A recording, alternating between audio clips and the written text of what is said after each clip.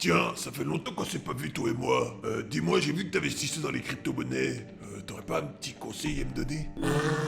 Ah tiens, tu veux t'y mettre toi aussi maintenant? Ouais, mais tu vois, je sais pas trop par où commencer. T'aurais pas des petits trucs, un petit conseil à me donner, toi, tu vois? Ok, je vais t'expliquer ça.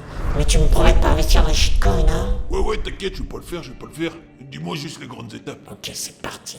Qui n'a pas déjà eu cette conversation? Honnêtement, quand tu investis dans les crypto-monnaies, il y a toujours cette conversation qui arrive et on te demande comment investir. Et bien justement, je me suis dit j'allais reprendre comment je réponds aux personnes là-dessus, comme ça me permettra d'envoyer directement la vidéo. Et on commence par deux questions. Alors la première question, et qui n'est pas la question la plus importante, c'est pourquoi plus de 70% des personnes qui regardent Ces vidéos ne sont pas abonnées à la chaîne Rousseau le bon tuyau. Bienvenue sur ma chaîne YouTube, abonne-toi à ma chaîne YouTube.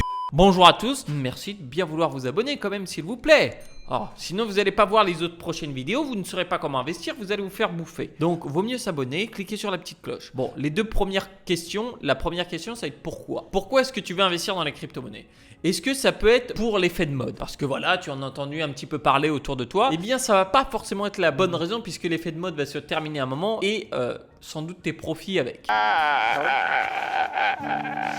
La deuxième chose, ça va être pour devenir riche. Alors oui, c'est très facile de devenir riche avec les crypto-monnaies. Tu vas avoir beaucoup de personnes qui ont eu peut-être un coup de chance ou qui sont devenues riches. En tout cas, c'est beaucoup plus dur de le rester avec les crypto-monnaies. Ça, c'est une certitude. Donc chercher la richesse, l'appât du gain. En soi, oui, tu vas sans doute gagner de l'argent si tu investis sur le long terme. Mais sur le court terme, ça va être très compliqué et tu vas sans doute perdre avec ça. Donc si c'est cette raison-là, ça va être compliqué. La troisième qui peut être la diversification. Alors la diversification, elle a toujours raison entre guillemets. La diversification va être intéressante puisque elle va te permettre d'éviter de rester tout sur un même système monétaire. Alors oui, par exemple, si tu es sur l'euro, ça veut dire que tu fais confiance à 100% à la banque centrale et aux banques de quartier dans les banques où tu es et aux services financiers qui sont avec. C'est peut-être pas la meilleure chose quand tu vois comment ils ont imprimé de l'argent récemment.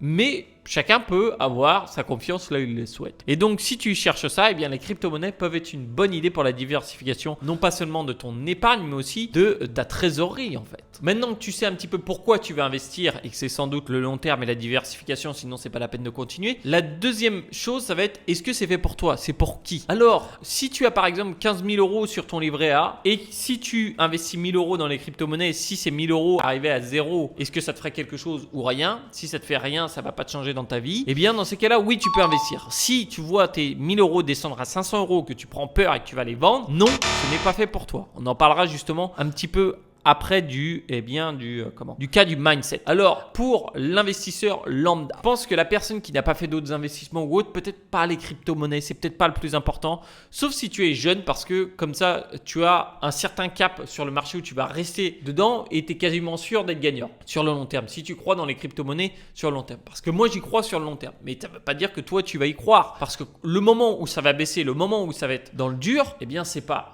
moi qui vais prendre la décision que tu vas vendre ou pas, c'est toi qui vas la prendre. Donc il faut bien savoir ça. Pour l'investisseur chevronné qui a déjà des choses en bourse et autres, eh bien là ça va être très intéressant forcément les crypto-monnaies. Et enfin le cas numéro 3, les entrepreneurs, les indépendants et autres, toutes personnes qui doivent aussi se construire elles-mêmes leur propre retraite parce que même si elles le savent déjà qu'il n'y aura pas de retraite, il y a des personnes qui croient encore qu'elles auront une retraite plus tard. Restons positifs et regardons les solutions. Donc dans ces cas-là, oui, les crypto-monnaies ça peut être intéressant. Après si c'est pour faire du gratte-gratte comme au bureau de tabac, là je pense qu'il vaut mieux passer la main sur les crypto-monnaies parce que c'est très compliqué et en plus ça va te demander beaucoup de temps. Donc si tu veux investir sur le long terme, ça sera bien. Avant de rentrer dans les 5 étapes justement de Ce guide ultime pour investir dans le Bitcoin. et les crypto-monnaies, focalisons-nous rapidement sur les bases et nous allons après rentrer dans le vif du sujet. Pourquoi? Parce que déjà dans les bases, il faut que tu comprennes ce que c'est que la blockchain, pourquoi c'est différent, pourquoi c'est intéressant. Alors, tu peux commencer juste un petit peu à voir ce que ça fait avant et développer ton apprentissage une fois que tu as commencé à investir. C'est d'ailleurs ce que je conseillerais personnellement parce que je trouve que c'est plus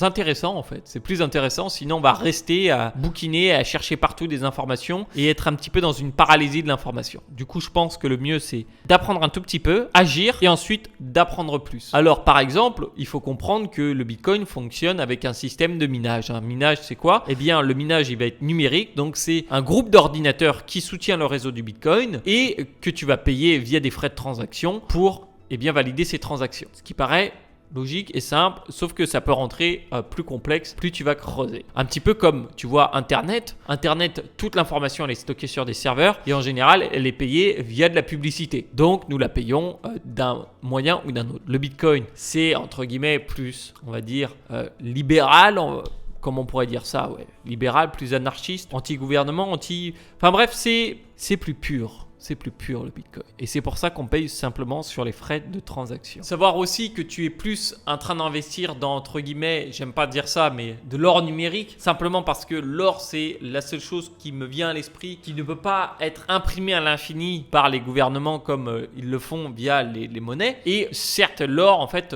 pourrait s'arrêter à tout moment. Si on découvre un astéroïde qui est rempli d'or, bah, peut-être qu'on va trouver un moyen pour ramener de l'or sur Terre et ce qui impacterait le cours de l'or. Je ne sais pas, c'est possible. En tout cas, tout ce qu'on sait, c'est que le minage de l'or, les réserves d'or et autres, c'est pas très clair sur qui en a et où elles sont. Sur le Bitcoin, c'est beaucoup plus clair. Donc, c'est un système qui est beaucoup plus équitable pour tout le monde, que ce soit le plus petit épargnant qui est au fin fond de l'Afrique et qui peut pas investir grand-chose, à le multimillionnaire qui est en Europe.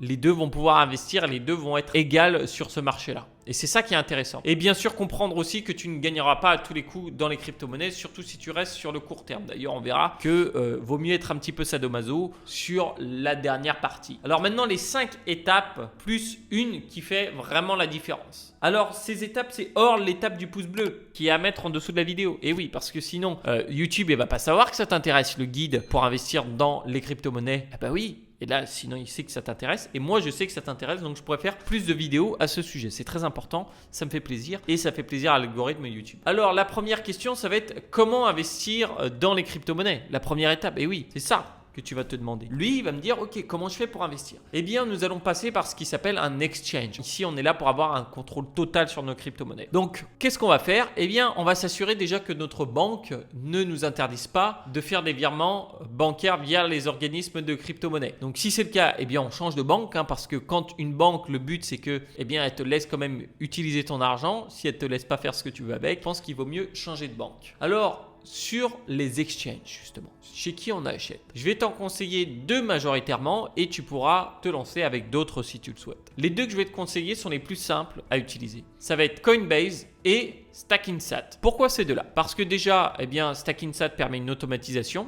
Coinbase aussi, et ils vont avoir beaucoup moins de choses sur leur interface. C'est beaucoup plus clair, donc c'est beaucoup plus simple pour commencer à se lancer. Alors après, tu vas me dire, ah oui, mais tiens, t'es idiot, pourquoi tu ne parles pas de Binance? C'est vrai que j'aurais pu te parler de Binance, puisque c'est avec cela que j'aurais touché le plus de commissions, mais Binance, je trouve que c'est quand même compliqué pour les débutants, et surtout que, eh bien, c'est un petit peu encore plus poussé du côté de chez Binance sur le fait de te pousser à faire beaucoup de trades. Donc ils vont te mettre plein d'alertes sur ton téléphone et autres.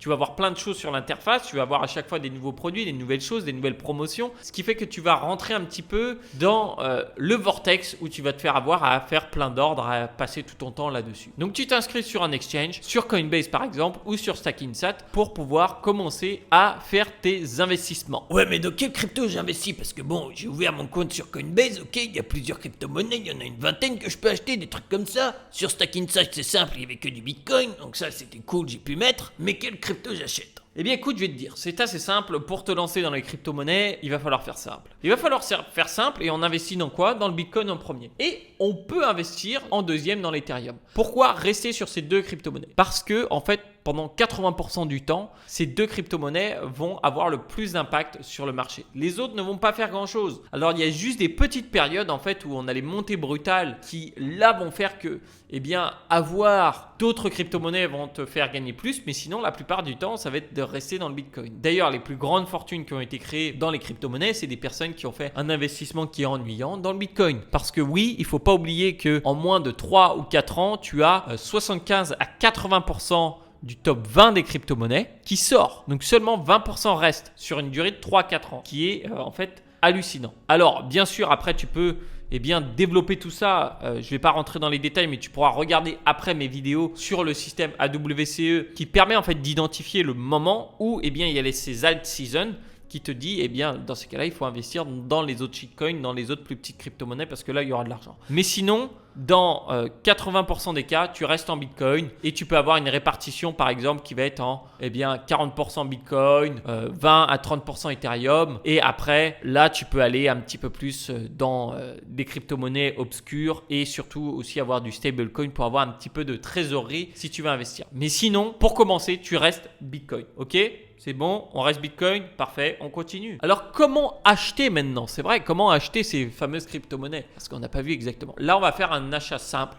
On va faire un ordre marché. Par exemple, sur Coinbase, tu vas pas le voir, ça va être directement comme ça. Tu n'as pas de questions à te poser. Tu n'as pas besoin d'aller faire des effets de levier ou je ne sais quoi avec du x5, du x10 parce que là, tu vas te tirer même pas une balle dans le pied, c'est dans la tête parce que c'est des choses qui sont utilisées par des investisseurs financiers qui sont professionnels, qui ont l'habitude de faire ça et surtout qui ne jouent pas avec leur propre argent. Donc là-dessus, je te conseille vraiment de rester derrière, sauf si tu es un connaisseur chevronné de tous les marchés financiers. Et la petite technique ennuyante mais qui fonctionne toujours, c'est faire du DCA. DCA, c'est Dollar Cost Average, c'est-à-dire qu'on fait un achat régulier et ce qui va nous permettre d'avoir en fait un prix moyen lissé puisque par exemple si pendant 6 mois j'achète tous les mois pour 100 € de Bitcoin, eh bien j'aurais eu à petit peu près le prix moyen sur 6 mois. Ce qui est plus simple, d'ailleurs c'est ce que StakeInsat offre, donc tu peux le faire aussi avec Coinbase, tu peux aussi automatiser tes achats et je pense que c'est le mieux parce que l'automatisation des achats permet de plus avoir à passer de temps sur ses investissements. C'est quelque chose que j'adore d'ailleurs, c'est pas pour rien que toutes mes formations sur l'automatisation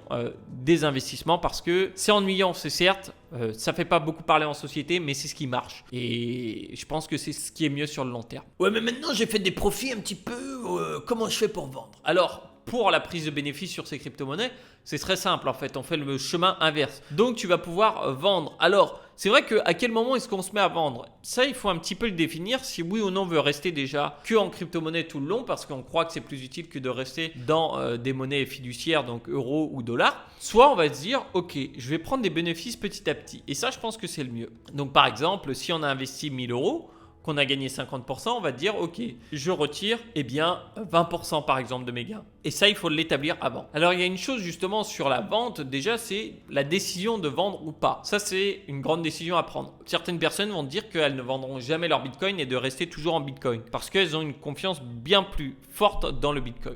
Mais si tu prends le choix 2 qui va être de vendre quand tu fais des gains, donc en euros par exemple, tu vas faire le chemin inverse. Oui, mais tu vas me dire, ouais, mais quand je vends, quand est-ce que je vends? Alors là, ça va être libre à chacun de vendre quand est-ce qu'ils veulent. Mais il y a une chose qui peut être intéressante de regarder, c'est ok. Par exemple, si je fais plus 50% de gains, peut-être que je vais retirer 20% de ces gains. Admettons, j'avais investi 1000 €, j'ai gagné plus de 50%, donc je suis à 1500 €. Je vais retirer 200 € ou 300 €, tu vois. Chacun va choisir le montant. Et comme ça, je continue avec mes 1200 ou 1300 € qui sont investis. Il va falloir choisir. Ça, pour la taxation, après, tu pourras voir comment optimiser si tu veux. Il y a des façons assez simples. Je ne vais pas en parler ici parce que la fiscalité évolue à chaque fois. Mais sinon, pour l'instant, c'est la flat tax. Donc, tu seras taxé à 30% sur tes gains. Si tu es en France, tu peux aller en Belgique, tu n'auras pas de taxe. Maintenant, la cinquième étape. La cinquième étape, et celle-là, je ne veux pas que tu l'oublies, c'est sécuriser. Pourquoi? C'est peut-être l'étape ennuyante, c'est vrai, mais sécuriser c'est important parce que on investit dans les crypto-monnaies pour gagner sa souveraineté, pour avoir le plein contrôle sur son argent et sur ce qu'on veut faire. Et oui, l'argent que j'ai aujourd'hui dans mes comptes bancaires peut être gelé à n'importe quel moment, par n'importe quel état, pour n'importe quelle raison, que je sois en tort ou non. Si demain, il y a beaucoup de personnes qui commencent à retirer de l'argent des banques en France, ils peuvent dire, ok, on bloque les retraits maintenant, c'est fini. Non. L'argent que tu as sur les banques, tu n'as pas le droit. Tu n'as pas le droit. Pourquoi? Parce que de toute façon, ils ne peuvent pas avoir assez de monnaie qui est imprimée, et là je parle sous format papier, pour être retirée. C'est pareil. Si on se met à retirer son argent des banques pour l'investir dans les crypto-monnaies, ça peut créer une chute du système bancaire. Pourquoi? Parce que le système est construit de façon telle que, en fait, ce qu'il y a sur les comptes, ils n'ont pas vraiment tout et ça peut créer des problèmes. Donc là-dessus, tu veux aussi garder une souveraineté. Donc si tu as ton argent sur un ledger, par exemple, qui est une entreprise française, on pourrait parler aussi de Trésor, mais enfin bref, c'est des cold wallets, donc des petites portefeuille qui te permettent eh bien, d'avoir un contrôle sur ton argent. Comme aujourd'hui, tu pourrais mettre tes pièces d'or dans ton portefeuille chez toi. Eh bien là, c'est pareil. On va vouloir faire ça pour pouvoir faire les transactions quand on veut, pour pouvoir être libre et pour pouvoir les sécuriser. Parce que tu n'es pas libre, par exemple, que, eh bien, je ne sais pas moi, Coinbase soit fermé pendant un jour parce qu'il y a eu trop de monde dessus, qu'il se fasse pirater. Alors même s'ils ont des assurances et autres, eh bien, il faudra attendre que ça se résolve, tout ça. Et surtout, pour moi, c'est hyper important de avoir un contrôle total sur ces crypto-monnaies. Alors oui, tu peux laisser un petit peu sur les exchanges, 10% de ton capital, ou si c'est que 1000 euros ou quelque chose comme ça, ça ne fera pas trop de différence. Donc ça, oui, tu peux laisser, mais ne pas laisser des gros montants et commencer à changer. Ça va être à chacun d'établir en fait sa tolérance au risque. Ce qui m'amène justement à la 6e partie, qui est la partie bonus, et qui va être travailler sa psychologie. Il va falloir apprécier de prendre des coups. Pourquoi je dis ça? Parce que les crypto-monnaies, oui, ça peut prendre plus 20%, mais ça peut prendre moins 20% dans la même journée. Et quand tu es sur un marché qui suit des cycles aussi rapides, les émotions peuvent eh bien, t'entraîner à faire des mauvaises actions. Et si tu as mis en place des systèmes d'automatisation, c'est bien parce que ça va te permettre de déjouer tes émotions. En fait, c'est l'automatisation qui va travailler et non pas tes émotions. Parce que les émotions vont te dire ouais mais non, n'achète pas maintenant, c'est trop cher. Ouais mais non, achète plus tard, là c'est trop bas. Et du coup tu ne le fais jamais. Et là où je dis qu'il va falloir apprécier à prendre des coups, c'est que au final apprécier d'acheter quand ça baisse. Parce que tu achètes à moins cher. Alors oui, ça paraît idiot par exemple si tu as acheté du Bitcoin à 60 000 $, d'en racheter à 30 000 $. Tu vas te dire bah non mais attends, j'ai payé 60 000 $ pour ça, maintenant il est à 30 000, pourquoi j'achèterais ça? Ouais mais tu l'achètes en solde.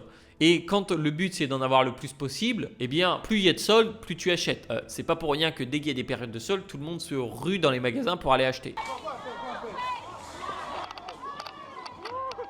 Pourquoi on ne fait pas pareil dans les investissements? Je ne sais pas. C'est la psychologie humaine et on veut investir que dans ce qui gagne. On veut investir que dans des gagnants. Donc quand il y a quelqu'un qui ne gagne pas, on perd sa confiance, comme beaucoup de supporters d'équipes de foot vont perdre la confiance dans un club lorsqu'ils perdent et vont arrêter de le supporter, vont supporter un autre club. Mais heureusement, il y a les fidèles qui seront toujours là. Et le maître mot de tout ça dans ce guide, autre que le pouce bleu justement et de s'abonner, ça va être la patience. La patience, de vraiment regarder sur le long terme. Alors peut-être que tu as une autre question qui te viendra à l'idée, qui pourrait t'aider justement à améliorer ce guide ultime pour investir dans le Bitcoin et les crypto-monnaies. Eh bien n'hésite pas à la poser en commentaire, ou peut-être que tu as un avis qui est différent, parce que je sais que beaucoup d'entre vous investissent dans les crypto-monnaies et vous pouvez avoir des avis qui sont différents du mien, et ce qui est une bonne chose. Et donc peut-être que vous avez des choses à apporter, dites-le en commentaire et je pourrais faire une autre vidéo peut-être de mise à jour ou un nouveau guide, on ne sait pas. En tout cas, c'était Antoine de Rousseau, les bons tuyaux, ce fut un plaisir. Si tu vas aller plus loin dans ton apprentissage sur comment investir dans les crypto-monnaies et surtout de façon automatique et peut-être ennuyante mais qui gagne beaucoup, eh bien tu pourras cliquer dans la description, il y aura un petit lien qui devrait te faire plaisir. C'est un petit cadeau, c'est la maison qui offre. C'était Antoine de Rousseau, les bons tuyaux, et moi je te dis à toutes, soit dans le cadeau, soit dans la prochaine vidéo. Allez, ciao!